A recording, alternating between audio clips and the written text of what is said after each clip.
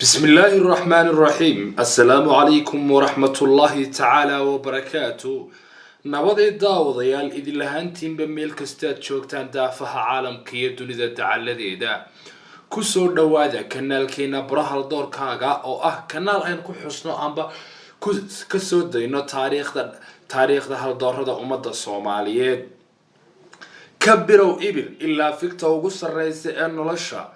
ومد كمد هالدور هذا مقعودة كوقري بالذهبة وهالدور كدح موغدا قارة جيسك أفريكا وانا ضيح أصوب بحي صومالي ذا وهالدور كهوغان كأوه إسكارسين تجيسك أفريكا وعبد الكريم محمد وحنحس برنامج كان إنه نوقع السومان هالدور عبد الكريم محمد وإنه كشيكين دونو بلاشديسا وحبلاشديسا دبدا يقودها bilowga ganacsiga asaaska albarakaat iyo bilowga isgaarsiinta soo rogaal celinta Telesom furida bangiga islaamiga ee Dar es Salaam Bank iyo shirkadda leerka ee TAG mudane Cabdikariin Maxamediid waxa uu ku dhashay Hargeysa 1968 barbaariyahana qaad kadib waxa uu galay madrasad quraan kadib waxa uu bilaaway dugsigiisii hoose oo lagu magacaabi jiray Maroodi Jeex waxaanu uga sii gudbay dugsigii dhexe oo isla Maroodi Jeex ahaa waxa uu u wareegay dugsigii sare ee Gacan Libaax halkaas oo uu ka dhameystay waxbarashadiisii sare sanadkii 1994 ilaa 1995 markii uu dhameystay dugsigii sare mudane Cabdikariin Maxamed waxa uu bilaabay inuu ka shaqeeyo ganacsi aabihii lahaa waxaanu ka shaqeynayay muddo sanad ku dhawaad waxaana la oran karaa waa halka buddhiga u ahayd fikradiisa ganacsi ee liibantay markii dambe ee uu fuliyay 1968 mudane Cabdikariin waxa uu qaxoontinimo ka galay wadanka Canada markii uu halka tagay waxa uu bilaabay 1988 dugsigii sare oo lagu magacaabi jiray Scarborough dugsiga muddo 2 sano ayuu dhiganayay waxaanu dhameeyay 1990 isla sanadka markii uu dhameeyay dugsiga sare waxa uu markiiba bilaaway jaamacadda Canada ku taalo oo la oran jiray Centennial College and Technology jaamacadda waxa uu ka bartay qaybta xisaabaadka ama afka qalaad lagu yiraahdo Account and Finance intii uu waxbarashada ku jiray waxa uu kamid ahaa ardayda ugu firfircoon 1988 dawladii kacaanka waxay lugooyo xasuuq burbur iyo hoog u geysatay gobolada Soomaaliya qaar kamid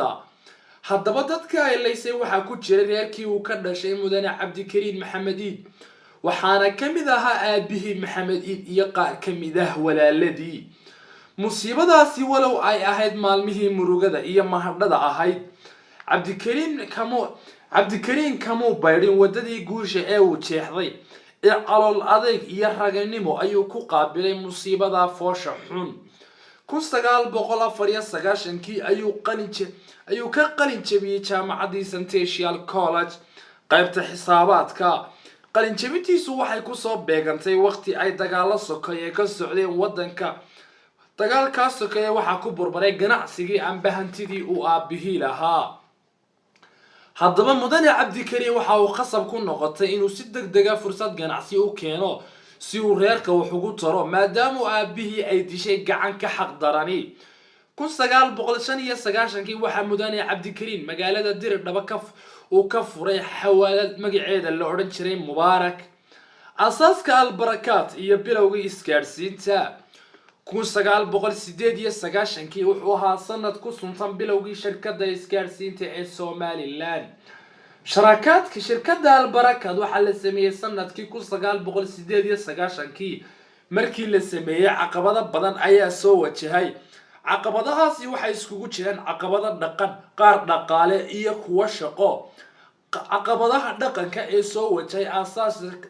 asaaska shirkadda waxa kamid ahaa odayaal dhaqameedka oo Soomaalidu aad u ixtiraamto ayaa ka soo horjeestay taawaradii shirkadu u taaganaysay hawl maalmeedkeeda shaqo soo rogaal celintii Telesom kadib markii shirkadii albarakaat la xanimay mudane Cabdikariin iyo saaxiibadii waxa ku timi caqabado aad u culus waxa baaba'ay oo mar kaliya dumay dadaalo sanado badan la soo waday mudane cabdikariin oo hantiilayaasha shirkadda ku jiray markii uu hantidiisa waayay madaxa dayn ayuu ku qaatay madaxa waxaa soo khasaara oo soo gaaray haddana ma uu niyad jabin waxa uu ogaa in xaal adduun maalin bacaan yahay shalay hadday wacnay oo ay maanta xumaato maaha macnaheedu xumaantaas ayay ku waaraysaa mudane cabdikariin halkudhigiisu wuxuu ahaa halkudhiga guulaystayaasha halkudhigaas oo ahaa hays dhiibin caqabada dhaqanka caqabadaha dhaqaalada caqabadaha dawladda iyo kuwa juquraafiga waxay ka guulaysan oo aakhirkii sanadkii 2002 dhidibada loo taagay shirkadda Telesom aynu maanta naqaano shirkadda Telesom waxay xarumo ku lahayd Hargeysa Boorama iyo Berbera oo ahayd markaa magaalooyinka waaweyn maantada la joogo shirkadda Telesom waxay ku leedahay xarumo tuulo degmo heer tuulo iyo meel kasta oo ay kaarka Telesom lagu sito banka Dar es Salaam banka Dar es Salaam waxa la aasaasay sanadkii 2010 waa bankii ugu horeeyay ee nidaamka islaamiga ka shaqeeya ee Soomaaliland laga aasaaso shaqo abuur ballaaran ayuu sameeyay maalgelin ganacsi ayaa uu sameeyaa waxa uu sameeyaa oo dad bari ka aflaxeen bankuna waa uu imika 9 jirsaday waxa uu banku halkudhigiisu yahay la noqo saaxiibkaaga guusha Dar es Salaam Bank Somgas waxay ka mid tahay ganacsiyada ay maalgelisay ee hoos yimaada dalada Telesom Group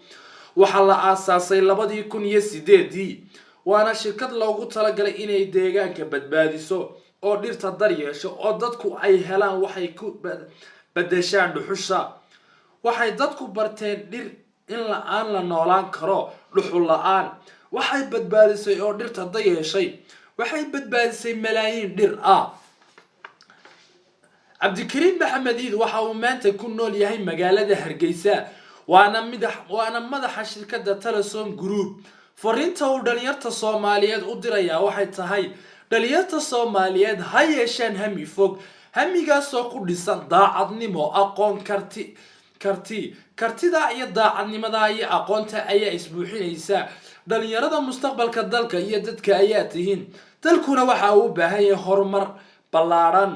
horumarka ballaaran hoos u eega fursadaha ganacsi ee dalka yaala meel kale ma yaalaan dalkiina waxa uu dhigmaa ma jiraan